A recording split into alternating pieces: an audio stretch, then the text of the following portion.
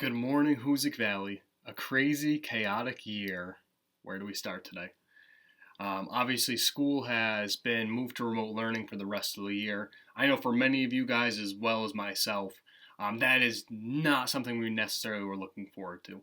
I know I was very fortunate to have a handful of classes this year that I really enjoyed working with, that I will continue to enjoy working with throughout remote learning, but nonetheless, I miss our face to face interactions each day, laughing, smiling, joking around, learning, of course, along the way.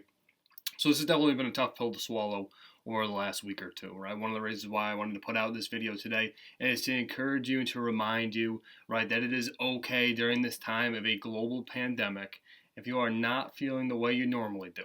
You're a little bit more down, a little bit more frustrated, right? Whether it's with the remote learning, whether it's with stuff at home, whether it's the fact that you can't go out and do the things that you guys love to do, the sports, the other activities, that is all okay. That is all normal, right?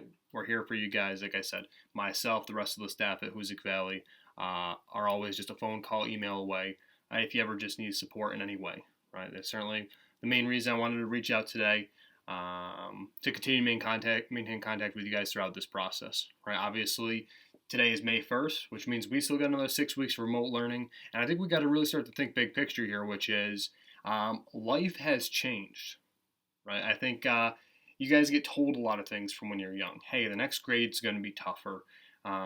Real life is going to be tough on you guys. And a lot of times, right, you don't really notice what that actually means. You move on to the next grade level. You guys continue to excel as you do. You move on to college or work after high school. And everything's kind of this normal process, which for most of you guys is very easy, right? I think kids and adults together now are going through one of the toughest real world times like I said, over the last 100 years, right? This is a very scary time. I know myself going grocery shopping for the first time, I was in awe. I felt incredibly uncomfortable. It was something that I felt I never wanted to do again. I was kind of in this puzzled state moving through Target and Market 32, like what's going on here?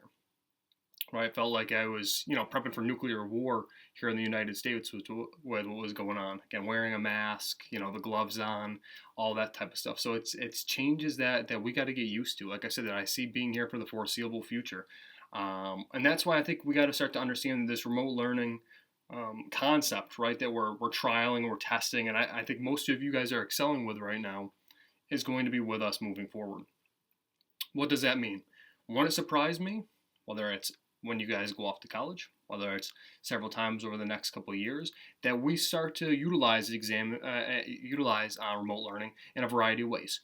Could be if school has to stop in this manner. Could be over something like a summer break where we decide to offer summer classes in some way. Could be in different ways where you guys are taking online classes as part of your university or college setup, your on-the-job training in the future, right? Remote learning is now with us moving forward, right? I think this was a reality check for society in many ways, where we weren't up to speed, we didn't have the materials and the tools necessary to excel in a variety of ways. I think this is going to prove as that reality check, where again we start to reevaluate the way we've been doing some things as a society, as a world, and try to plan a better way to approach, again, whether it's education, whether it's the job force, and a host of other subjects moving forward. So again, today's talk is more just a general, hey, it's okay to be in a state of frustration, confusion, a little out of the loop to where you normally be. Like I said, for me, I've been bumming out. I was kind of holding on to the fact that maybe there would be some chance that we'd get back to see each other this year. Again, I miss seeing my students. I miss seeing the guys from the basketball team popping by my room. I miss students who have had in years past stopping by Hoosick Valley, who are now at college or university, simply saying hello. I miss all that stuff in my day-to-day life. Part of the reason I became a teacher was because I yearn for that human interaction, right? That's where I get my enjoyment.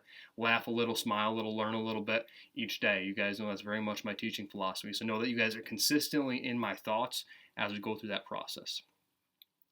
One little kind of quick plug for the academic side of things, kind of where we've been at. Most of you guys, right, despite probably not wanting to be in this remote learning approach, right, probably missing, at least to some extent, being in school with your friends, teachers, spring sports, again, you name it, all the variety of activities that we like to offer, are still finding a way to excel in this remote learning, right, which I take a great deal of pride in, that you guys are kind of overcoming this big obstacle right now.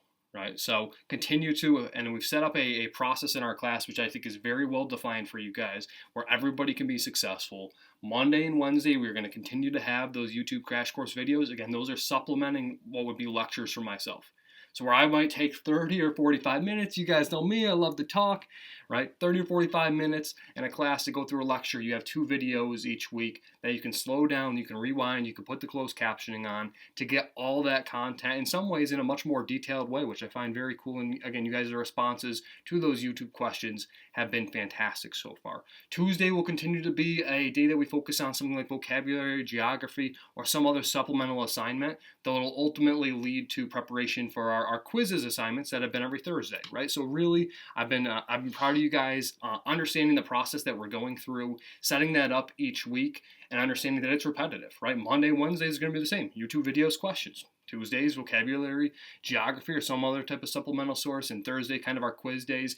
The last thing I want to remind you of, right? The reason we don't schedule class on Friday is because I want you learning something new. So yes, Friday's a break from history. Don't let it be a break from learning, right? This weekend, right? What am I using my Friday to do? I'm cooking a tomahawk steak for the first time.